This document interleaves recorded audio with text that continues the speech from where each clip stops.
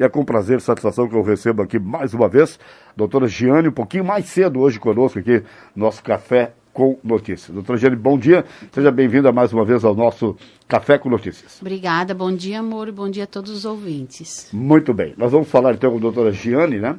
A respeito dessa situação do coronavírus. Tivemos aí alguns aumentos aqui no município, também em toda a região, né, doutora Giane? Porque os exames que estão sendo feitos agora automaticamente trazem modificações no quadro, né?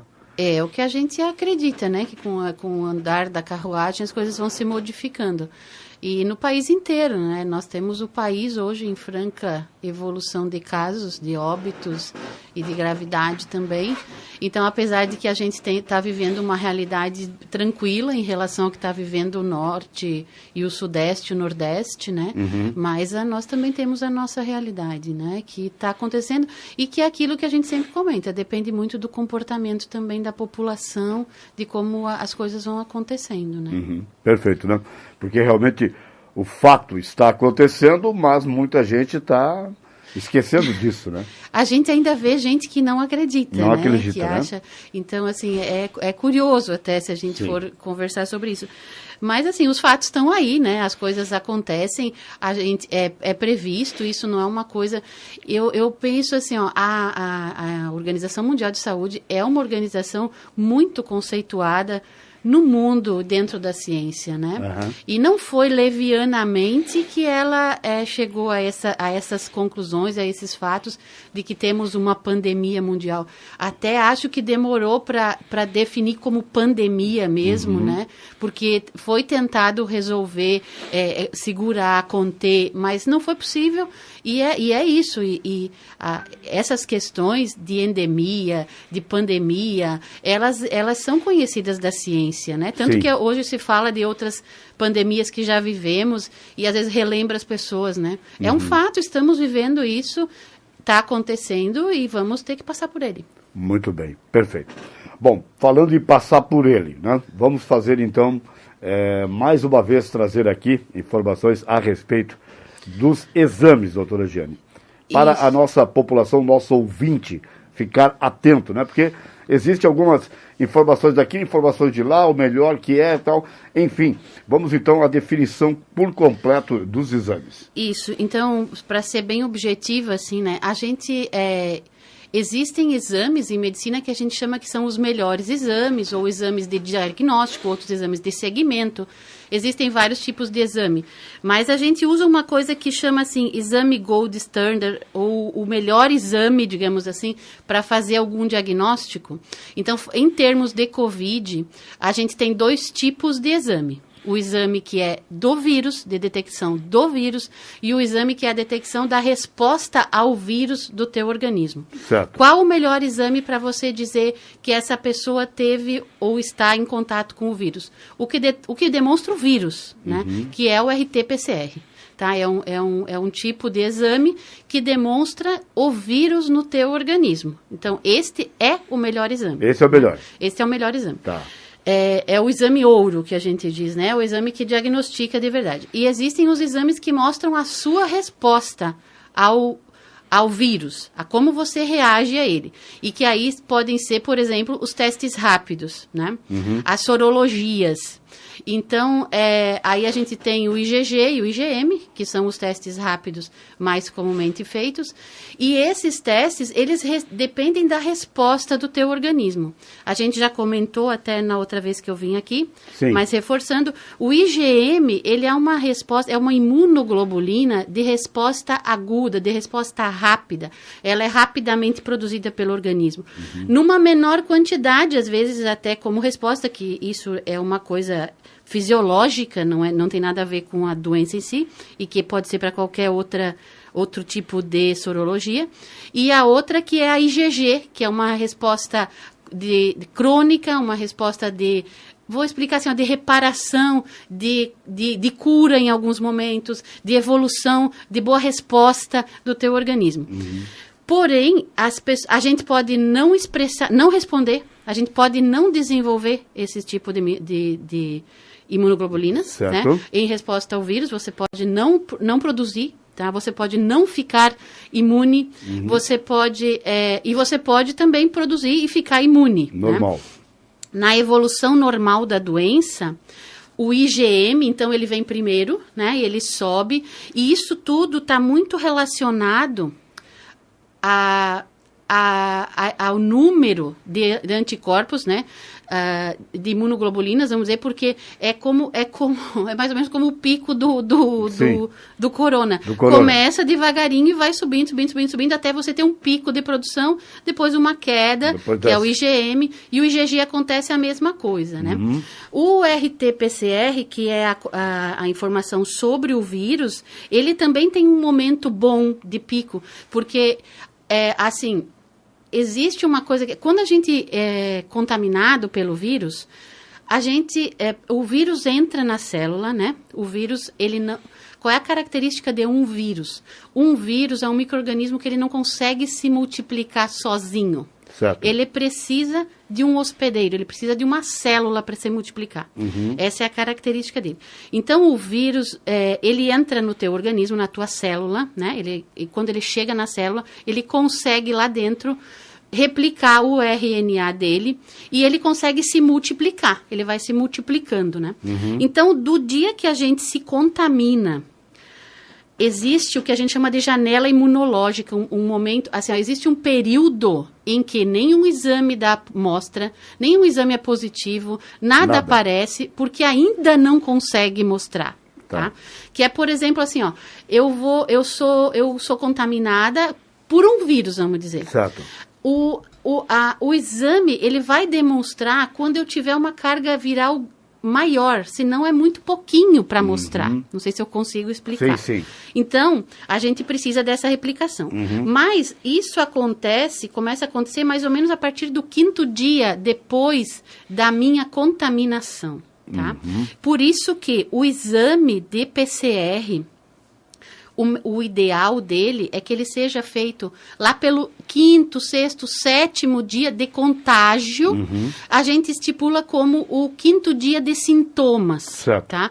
Porque aí a gente tem uma fidelidade maior desse exame, né? E é um exame que ele é assim, mostra o vírus ali. Né? Então, se ele mostrou, está mostrado, né? Certo. Não tem... Agora, pode, se eu fizer num momento que ainda o exame não consegue mostrar, dar negativo. A gente chama do falso negativo.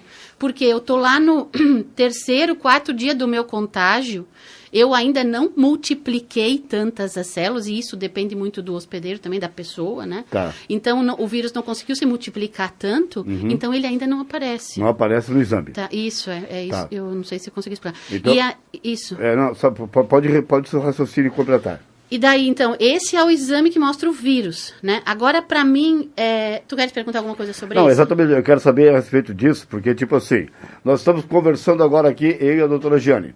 Terminou aqui o programa, eu começo a sentir algum sintoma diferenciado. Não foi de mim. Não. Sim, exatamente, né? Mas, tipo, aconteceu dessa forma.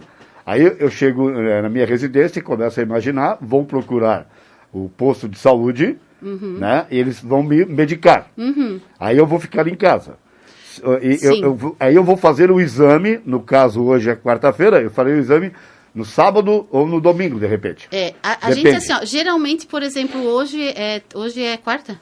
Quarta-feira de manhã, então, tá? A gente conta o primeiro dia quando completar 24 horas, tá? Então, seria das 8 da manhã de quarta às 8 de quinta, sexta, sábado, domingo, segunda. Segunda-feira é o dia melhor para fazer o exame, tá? Certo. Mas eu brinquei de dizer não foi meu, não, porque na verdade é isso mesmo. Quer dizer que se você começou a desenvolver os sintomas hoje, você não entrou em contato com o vírus hoje. Hoje, né? Você entrou em contato com o vírus já há uns 4, 5 dias, tá? Que é quando deu esse tempo de você começar a reagir, tá? Sim, perfeito. E é sobre isso, então, aqui tem pergunta já, ó. Caso suspeito e caso monitorado. Qual é essa diferença? Qual é a diferença? O caso suspeito é aquele caso que coletou o exame. O caso monitorado é aquele caso que ainda não coletou exame, que está com uma gripe que a gente ainda está em dúvida. Por exemplo, agora é uma época de friozão, né? Sim. Às vezes uma pessoa, vamos supor assim, ó, às vezes uma pessoa sai para correr numa noite como agora, dessas que tá frio, né? Sim. A pessoa corre, fica bem suado e naquele vento gelado entrando pelo nariz, entrando pela boca. Isso pode facilitar uma resposta do nosso organismo de resfriado, né? O resfriado, ele é caracterizado por esses sinais gripais sem micro-organismo, Certo. sem vírus, sem bactérias. Às vezes é um resfriado comum, é a resposta do teu organismo a alguma coisa que está irritando. Isso tende a melhorar em 24 horas por aí, né? A pessoa não desenvolve febre. Então, a gente às vezes observa isso. Tá. Porque não há muita diferença entre um quadro inicial de resfriado e de Covid. Então, a gente tem que ficar observando, cuidando. Então, o monitorado é aquela pessoa que ainda não testou, ou porque está na janela imunológica, ou porque está aguardando a evolução dos sintomas, ele ainda não testou. A pessoa que como é que é o outro termo? O caso monitorado e o caso que é automaticamente caso suspeito. Suspeito. O suspeito é aquele que coletou e que está esperando o resultado. Muito bem. Doutora Jane, agora vamos complementar aquela pergunta que eu fiz, né? Então, na segunda-feira eu vou lá e faço o exame. Tá. Certo? Um teste rápido ou, de repente, eu aguardo? Sim, vamos supor no teu caso, nesse caso que nós estamos. Na segunda-feira você vai lá e coleta o RT-PCR. Exatamente. Tá? Coletei. Perfeito. Aí vai passar. Aguardar. Aí vai passar terça, quarta, quinta, sexta, sábado. Para vir o resultado? Tem demorado umas 48, 72 horas. Tá? Certo. E depende muito do volume de movimento Sim. Antes demorava mais, agora melhorou muito o tempo de resposta, tá? Ok. Então demora umas 48 horas, às vezes 72 horas, tá? Muito pra bom. gente ter o resultado. Aí esse resultado vem. É positivo. E claro que assim, né? Você já está em afastamento desde o dia que você for, na quarta-feira, se você foi consultar. Era isso onde nós queríamos chegar Isso, também. Então você já tem que estar em isolamento. Sim, todo paciente que é suspeito, né, que é coletado ou que é monitorado, ele está já afastado. Tá? Ele está em observação e ele está afastado da sociedade em geral para esperar o resultado. Veio o resultado que dia que nós contamos ali? Na quarta-feira. Na quarta-feira. O resultado é positivo, você vai ficar até completar 14 dias. Até 14? Até 14 dias. E se em 14 dias você ainda tiver algum sintoma, a gente tem que esperar 72 horas sem sintoma para ser liberado. Mas isso é cuidado pela Secretaria de Saúde. Então, 14 dias, pessoa melhorou, não tem mais sintoma, ela está liberada. Certo, tá? Perfeito. E se veio negativo? Você está liberado para voltar ao trabalho ou aquilo que você faz normalmente. Mas, de repente, eu não confiei muito que deu negativo. Eu posso fazer outro exame? Outro RT-PCR? Exatamente. Pode, tá. Mas aí a gente tem uma questão aí que é assim... ainda está no tempo bom, mas porque o RT-PCR também ele tem aqueles dias bons para fazer, depois ele vai baixando a carga viral, né? Certo. Então, depende muito dessa situação também, tá? E aí vai depender do caso depois do tempo que você demorou para fazer o outro exame, tá? Que outro exame a gente teria para ver cura ou para ver a evolução? Exatamente. Aí a gente teria as sorologias, por exemplo, tá? As sorologias, que são a IgG e a IgM que eu expliquei ali, né? Vamos supor, você vai coletar. O IgM, ele começa assim, às vezes a gente usa uns termos que é mais difícil, ele começa a se mostrar, a aparecer, técnico. Tá? Lá pelo 8º, 9º, 10º dia que você está doente. Sim. Tá? Ou que você iniciou os sintomas, vamos dizer, tá? Certo. Então, o IgM aparece. Ainda não tem IgG nesses primeiros dias. Só o IgM. O IgG demora ainda mais uns 3, 4 dias, e depende muito da pessoa, para começar a expressar também depois do IgM. Certo. Então, o tempo de coleta, às vezes você já tem 14 dias de afastamento e você pode não ter ainda um IgM e um IgG, ou talvez o IgM até já, mas o IgG talvez possa nem estar presente ainda. Tá? Muito bem. Então, é isso. E aí, esse IgM e esse IgG, o IgM ele sobe, né? Ele tem um pico também e depois ele baixa. E o IgG sobe, ele é mais durável, vamos dizer assim, mas ele também chega um momento em que ele baixa.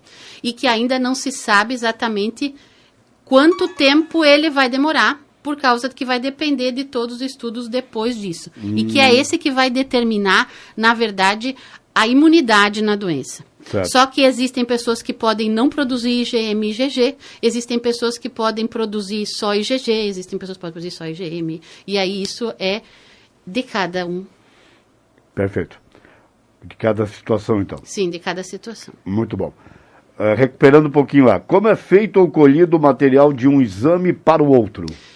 O RT-PCR, que é o exame do vírus, ele é coletado através de secreções. Ele está na célula, lembra que eu falei para vocês que ele está nas nossas células? Certo. Então, são colhidas as células das secreções da boca e do nariz. Atualmente, existem, por exemplo, algumas pessoas que já fizeram teste, elas coletaram material do nariz e da boca. Agora, o Ministério da Saúde só envia material para coletar do nariz, das narinas. Tá? É um suave anal, que a gente diz, né? De novo, de outra vez eu falei a mesma coisa. É um suave oral, né? Certo. O suave é tipo um cotonete que ele é colocado no nariz ou na narina, né? Não é o mesmo que é colocado na narina e na boca. Sim. Então, agora, penso eu que em termos para economia, porque né, tem muitos casos, se optou por usar só o do nariz, a gente não usa o da boca para usar só um suave, nas duas narinas. Certo, tá? perfeito. Então, é assim que é coletado esse exame. Daí ele vai para o laboratório e aí esse RT-PCR é uma técnica. É uma técnica de fazer o exame, tá? Então, tem RT-PCR para outros exames, não só para o Covid. Certo. Tá? O outro teste, que é o teste rápido, ele pode ser feito de sangue total ou de sangue ou de plasma, tá? Ele é feito dos anticorpos, que são essas imunoglobulinas, que são a maneira que a gente reagiu ao micro-organismo, tá? Então, essas imunoglobulinas, elas estão circulantes no plasma, que é uma parte do sangue. Vocês veem que não é tão simples. Então, às vezes, eu acho que é bom confiar um pouco na ciência, porque ela se esmera para fazer as coisas, né? Tem muitos mas vamos termos lá. Aí, né? Vamos lá, porque eu acho que informação é tudo é na crucial vida da gente, hoje. é tudo. Então, a gente vai fazer o quê? Você pode fazer do sangue total, que é esse que você faz do dedinho, né? Você faz um pique no dedinho e bota lá, tipo o aparelhinho de diabetes, aquele que para medir o sangue, a gente bota, ou de grávida, né? Que só grávida faz com xixi, né? Certo. Bota lá e aparece os risquinhos lá, né? Tá? Vou dizer para vocês assim, que melhor ainda é se a gente retirar um pouquinho desse sangue, centrifugar esse sangue, e aí a gente vai retirar o plasma do sangue, e a gente vai botar lá no testezinho da mesma maneira, tá? Sim. E vai aparecer daí, e aí existem umas diferenças, porque existem existem kits que mostram IgM, kits que mostram IgG, kits que mostram IgM e IgG e kits que mostram imunoglobulina total. Certo. Então, isso também é importante. Também, tá? muito importante. Então, vocês veem que, pelo que eu falo, esses exames, tendo essas diferenças, eles podem mostrar coisas diferentes também. Muito bom. Tá certo, então. Mais uma coisinha, Moro, é que, assim, se a gente poderia também dosar a quantidade de imunoglobulinas que existe nesse soro, por exemplo, tá? Que seria melhor ainda. Mas aí não dá para fazer num teste rápido. Não. Aí tem que ser um outro tipo de teste, tá? Muito bem. Que você vai ver quanto... Porque às vezes você pode centrifugar um soro, ou às vezes até no sangue total, você pode ter pouca imunoglobulina. Sim. IgM, vamos dizer, e não reage, porque esse teste é um teste de reação, né? É de você botar numa coisinha ali e ele dizer, opa, eu tô aqui, ou não, e isso depende do número, da quantidade. Então, às vezes, se a gente fosse falar em termos de melhor ainda, seria você fazer esse teste de quantidade. Isso existe para outras doenças, tá? Como, por exemplo, deixa eu me lembrar de alguma agora. Mas, assim, existem outras doenças sorológicas que a gente também faz isso. A sífilis, por exemplo, né? Sim. Você pode fazer um VDRL, que é o teste que a gente faz para ver. Você pode fazer ele qualitativo ou quantitativo. O que significa isso? Qualitativo só dá sim ou não, presente ou não. Quantitativo me diz quanto que tem ali. E o quanto também é importante. É tipo de gravidez, quando as mulheres engravidam, que aí elas fazem, às vezes, por semana, assim, e vai aumentando, né? Gradativamente. Gradativamente. Muito bem. Doutora Jane, o prefeito de Timbé do Sul, Betinho Biava, está ouvindo a nossa entrevista, está parabenizando, né? Obrigada. É muito esclarecedora a entrevista. Obrigada. E ele está dando aqui um alerta especial, ó. Pessoas de risco devem ficar em casa. Sem dúvida. As questões que se colocou até hoje, né, tudo que se tem falado com firmeza, e eu digo que, porque no começo se dizia a gente não sabe muita coisa, e eu volto a reforçar, a gente não sabia ou não sabe, talvez ainda, muita coisa sobre o vírus, mas sobre o comportamento de doenças virais e sobre como a gente tem que fazer as coisas, a gente já sabe há muitos e muitos anos, né? Então, isso, reconhecendo o vírus, a gente vai entendendo como lidar com ele e as coisas estão evoluindo, né? Sim. Então, não é que hoje a gente já não sabe mais o que fazer com ele, a gente já sabe, né? E a gente está nessa evolução para tentar desenvolver uma vacina para a gente evitar de tê-lo novamente, como com as outras doenças, ou um remédio, um medicamento que cure, né? Que mate o vírus, que eu acho uma coisa mais difícil, porque até hoje nós não temos antivirais específicos, né? A AIDS é uma das doenças que mais tem evolução para isso, né? Sim. E quantos anos demorou para isso acontecer? Demorou, né? Verdade, muito bem. Ainda dentro desse raciocínio de ficar em casa, os curados aqui do município, a senhora tem informação se sempre permaneceram em casa? Olha, gente, eu não tenho essa informação. Sim. Porque eu não vivo 24 horas por dia com eles, né? Eles têm a orientação de ficar em casa, mas nosso país, a gente tem a liberdade, né, de tomar as nossas atitudes. E eu falo isso para os meus filhos em casa sempre, né? A gente pode fazer na vida tudo que a gente quer, tudo. Sim. Só que a gente tem consequências e a gente tem que lidar com elas, né? E eu digo para eles também, então, eles já sabem que se eles tiverem que lidar com elas, vão lidar. Eu nunca vou passar a mão na cabeça. Certo. Né? Então, essa é a situação. Cada um, a orientação que eu estou fazendo aqui para todas as pessoas é a mesma orientação que eu faço para cada um que eu consulto. As pessoas que consultam comigo podem comprovar isso, né?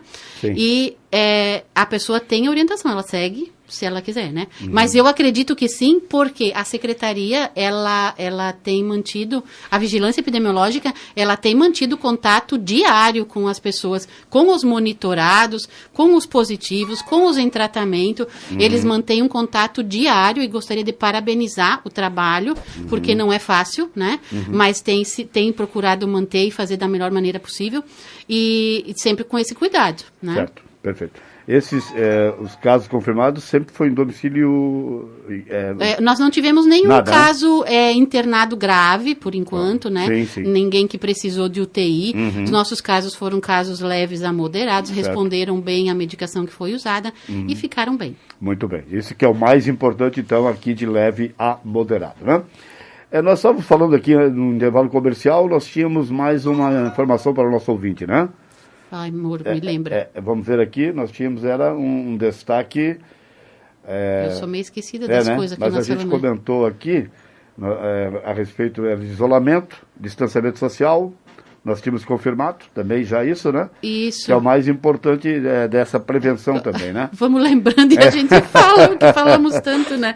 Mas eu acho assim, só lembrar para as pessoas que depende muito do nosso comportamento, né? Sim, exato. Isso não tem como ser diferente. A questão que se diz desde o começo que o isolamento é o melhor remédio, ele realmente é. Ele não precisa ser um lockdown, como está tão chique de falar, né? Porque, assim, isso tem repercussões muito importantes na economia, na vida da gente, em tudo, né? Mas, para isso não chegar a acontecer, porque aquilo que nós comentávamos, né? Que a gente só vai parar essa pandemia quando a gente tiver ou uma vacina, né? Que nos evite de ter a doença, Sim. ou um remédio, Sim. ou todo mundo ficar doente. Tá? Exatamente. E o grande problema de todo mundo ficar doente, ao mesmo tempo, é aquilo que todo mundo já está cansado, eu espero de ouvir, que é nós não vamos ter como tratar todas as pessoas.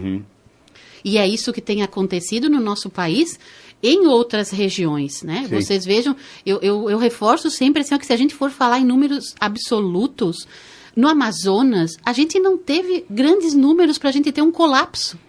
Para ter pessoa morrendo em casa, para ter pessoa morrendo na rua. Isso significa o quê? Que o vírus era mais grave? Não significa que eles não tinham assistência. E não tinham assistência, aí nós vamos entrar em várias questões, que é porque já tinham problemas anteriores. Oi, até falou a voz. Várias coisas, mas teve esse problema. E nós podemos viver esse problema, apesar da nossa qualidade. A gente tem que falar isso no país. Nós somos um estado privilegiado, né? Nós temos muitas coisas que outras pessoas não têm e que talvez as pessoas nem imaginem que não exista para outras pessoas aquilo que elas têm aqui. Mas existem pessoas que não têm atendimento médico a 100 quilômetros, a 200 quilômetros, né? Aqui nós temos uma diferença muito grande. Eu sempre comento, até porque como eu fiz uma parte da minha formação no Rio Grande do Sul, as cidades lá às vezes são bem grandes territorialmente, né? Então, de uma para outra é longe. Nós aqui somos tão próximos, né? Pertinho, né? Que a gente consegue assistência muito mais fácil. Então, isso existe e é necessário. Então, o isolamento social, a maneira... Agora, o meu comportamento, eu não preciso ficar só trancado, mas eu preciso evitar de conviver com pessoas que eu não preciso conviver. Certo. Eu preciso evitar de ir a lugares que eu não preciso ir. Eu preciso tomar o meu cuidado frequente de usar a minha máscara, de lavar a minha mão, de não botar a mão na boca, de não botar a mão no olho, de estar lavando a minha mão, né? Então, assim, isso é individual. Certo. Isso não tem como a gente fazer por ninguém, né? Então, as pessoas têm que entender que o comportamento delas é primordial nessa situação. A gente não precisa ter medo, né? Porque às vezes muitas pessoas ficam apavoradas. A gente não precisa ter medo. A gente tem que procurar fazer o que é certo. Várias pessoas dizem assim, mas morre muito mais gente de acidente de trânsito e ninguém deixa de dirigir o carro. Mas a pessoa deve dirigir com cuidado, não respeitar as leis. É a mesma coisa. Não é diferente. Né? E quanto tempo nós vamos conviver com isso vai depender dessas situações. Tá? A gente comentava aqui a respeito da volta do Ebola, né? Exatamente, exatamente. Lá na África, né, no Congo. Então, assim, e é uma doença grave, uma doença séria, é uma doença viral também, que é bastante grave, que não tem cura, que é perigosa, né? Então, pode ter um surto de Ebola no mundo? Pode, né? A gente já teve surtos, que é diferente de ter uma pandemia, né? Então, a gente não quer que tenha uma pandemia por Ebola. Então, isso tudo está sendo cuidado. Lá no Congo, eles estão cuidando disso também. Né? Cada um com o seu papel, né? Muito bem.